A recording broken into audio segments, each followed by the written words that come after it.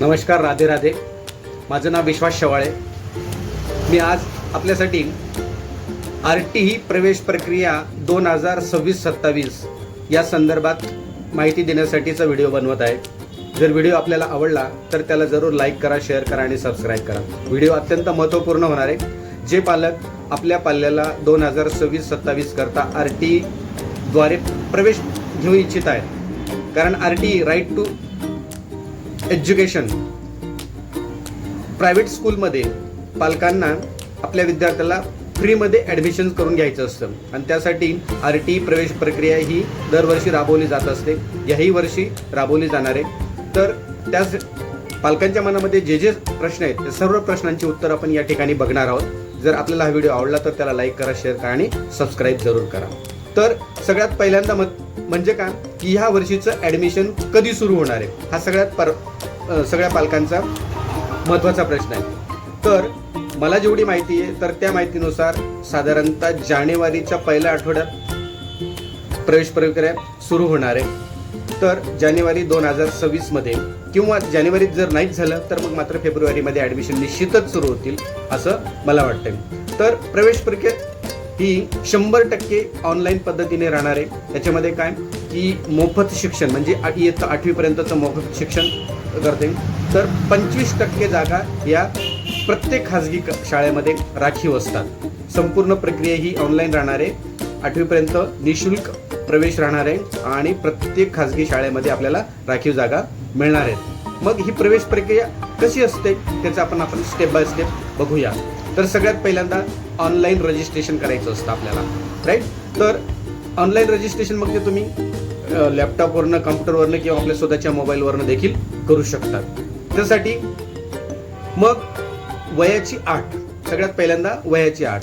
तर वयाची अट वय वर्ष 31 मार्च 2027 रोजी, वय वर्ष 31 मार्च 2027 रोजी पूर्ण झालेले असावे. मग यासाठी काय तर मुलाचे संपूर्ण नाव, जन्मतारीख, लिंग, आधार नंबर, जातीचा वर्ग म्हणजे कॅटेगरी इत्यादी माहिती अचूकपणे त्या फॉर्ममध्ये भरली गेलेली पाहिजे. ओके. दुसरं, पालकांबद्दलची माहिती काय. तर पालकांबद्दलची माहिती आई वडिलांचे नाव, व्यवसाय, वडिलांचा व्यवसाय, वडिलांचं वार्षिक उत्पन्न, मोबाईल नंबर, रहिवासी पत्ता जो गुगल मॅप दाखवेल त्या पद्धतीने. आपण सध्या जे राहत असाल जेव्हा फॉर्म भरताना तो गुगल मॅपवरती आपल्याला तो भरायचा असतो, तर त्या पद्धतीने तिथून भरवायचं आहे. गुगल मॅपद्वारे तो अचूक निवडला गेला पाहिजे. मग कागदपत्र काय काय लागणार आहे त्याला, कागदपत्र कोणकोणती अपलोड करावी लागतील. तर सगळ्यात पहिल्यांदा जन्म दाखला, विद्यार्थ्याचा जन्म दाखला, रहिवासी पुरावा, वडिलांचा रहिवासी पुरावा, त्याच्यानंतर उत्पन्नाचं प्रमाणपत्र, ओके, इन्कम सर्टिफिकेट, तसेच इन्कम सर्टिफिकेट हे तहसील कार्यालयातून काढलेलं असावं. काही लोक नोकरीला असतात तिथून फॉर्म 16 आणतात. फॉर्म 16 नव्हे तर तहसील कार्यालयातून काढलेला उत्पन्नाचा दाखला लागू पडतो.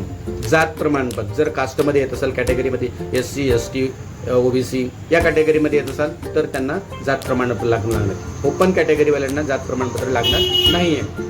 आई वडिलांचं आधार कार्ड लागणार आहे. नंतर विद्यार्थ्याचा फोटो इत्यादी स्कॅन करून ते अपलोड करायचं असतं. मग ही फाईल कशामध्ये तर PDF मध्ये किंवा JPG मध्ये आपण 200 KB पर्यंत म्हणजे त्याची असेल तर तोपर्यंत आपण त्याला अपलोड करू शकतो. शाळा कशी निवड करायची. मग आता कोणत्या शाळेमध्ये प्रवेश पाहिजे तर आपल्या पसंतीच्या 3 शाळा आपण निवडायच्या असतात. क्रमानुसार काय 3 शाळा निवडायच्या असतात, म्हणजे प्राधान्यक्रम द्यायचं त्यांना. 3 शाळा. ती शाळा कसं तर घरापासून 1 किलोमीटर शहरी भागामध्ये किंवा 3 किलोमीटर म्हणजे 1 ते 3 किलोमीटरच्या दरम्यान ती शाळा असाव्यात. ज्या 3 शाळा आपण निवडणार आहोत त्या 1 ते 3 किलोमीटर दरम्यानच्या शाळा असाव्यात. पहिली पसंती सर्वात जवळच्या शाळेला द्यावी, जेणेकरून आपल्या विद्यार्थ्याला लांब पडणार नाही, आपल्या पाल्याला लांब पडणार नाही ती शाळा असं बघायचं आणि आपला नंबर पण सहज लागू शकतो. त्याच्यासाठी अर्ज सबमिट आणि त्याची पावती मग कशी घ्यायची तर सर्व माहिती तपासून सबमिट झाल्यानंतर तो बटन दाबायचा आहे, सबमिटचा बटन दाबायचा आहे. अर्जाची जी पावती येईल, ॲक्नॉलेजमेंट येईल, ती आपल्याला डाउनलोड करून त्याची प्रिंटआउट काढून घ्यायची आहे. ओके. ॲप्लिकेशन नंबर आणि ती पावती मात्र आपल्याला शेवटपर्यंत सांभाळून ठेवायची आहे. का की जेव्हा जर आपल्या विद्यार्थ्याचा नंबर लागला की नाही लागला त्याचा आपण स्टेटस बघू शकतो किंवा त्याच्यातून आपल्याला जे शेवटी ॲडमिशन करते वेळेस त्याची गरज लागते, त्याच्यामुळे त्याची आधीच प्रिंट काढून ठेवणं गरजेचं असतं. काही महत्त्वाच्या तारखा असतात याच्यामध्ये. ओके, तर RTE ॲडमिशन 26-27च्या टाईम. तर ऑनलाईन अर्ज सुरू लवकरच होणार आहे, अजून त्याची तारीख मात्र जाहीर झालेली नाही. शेवटची तारीख कधी राहील, तर शेवटची तारीख जाहीर होण्याची ती साधारणतः एप्रिल तर मेच्या दरम्यान राहणार आहे. माझ्या रिझल्ट कसा लागतो, याचा निकाल कसा लागतो, म्हणजे जे आपण फॉर्म भरलेले आहेत मुलाचा नंबर कसा लागतो, तर हा सगळ्यात महत्त्वाचा प्रश्न आहे. हा पालकांनी लक्षात घ्यायचा की ते लॉटरीद्वारे काढला जात असतो. लॉटरी कशी, मग या ठिकाणी विद्यार्थ्याच्या पालकांनी जो ॲड्रेस निवडलेला आहे, पत्ता निवडलेला आहे, त्या पत्त्यावरती ते किती वर्षापासून त्या ठिकाणी राहत आहेत, त्याच्यानंतर ती जी शाळा निवडलेली ती शाळा विद्यार्थ्याला कितपत जवळ आहे, किती लांब आहे, या गोष्टीचा देखील त्या ठिकाणी विचार केला जात असतो. विद्यार्थ्याची येण्या जाण्याची सोयीचा विचार केला जात असतो. या सगळ्या गोष्टींचा विचार करून पालकाचं उत्पन्नाचा विचार केला जात असतो.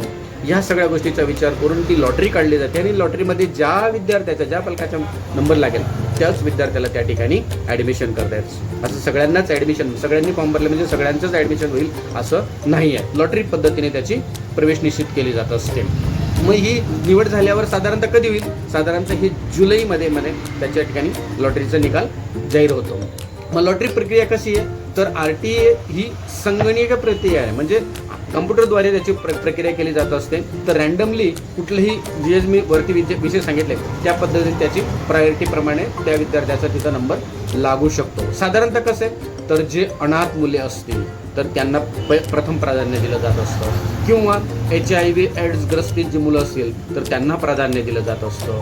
विशेष गरजू असलेली मुलं जे सोशियली म्हणजे कमी उत्पन्न गटातील जे विद्यार्थी असतील तर त्या विद्यार्थ्यांना प्रथम प्राधान्य दिलं जात असतं. नंतर शाळेपासून जे विद्यार्थी जवळ राहत असतील तर अशा विद्यार्थ्यांना खास करून प्राधान्य दिलं जात असतं, है ना.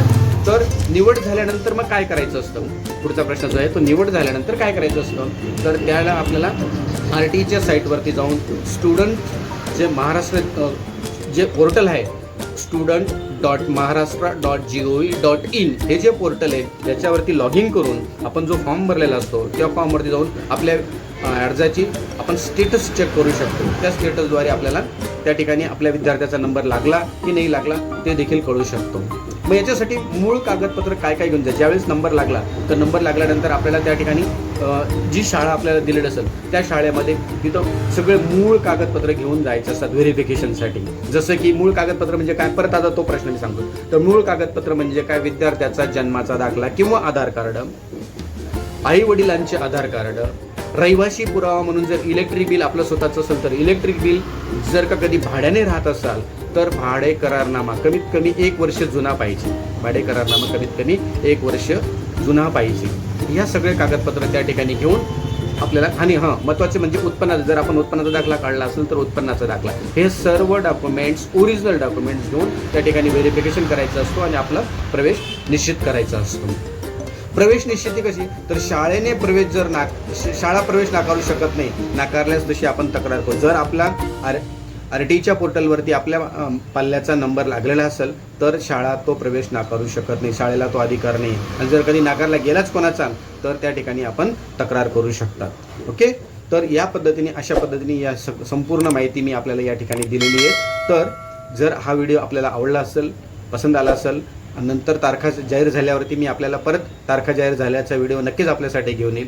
जर हा व्हिडिओ आवडला असेल तर त्याला लाईक करा, शेअर करा आणि सबस्क्राईब करा. जवळच्या आपल्या मित्रांना देखील हा व्हिडिओ शेअर करायला विसरू नका. Thank you very much.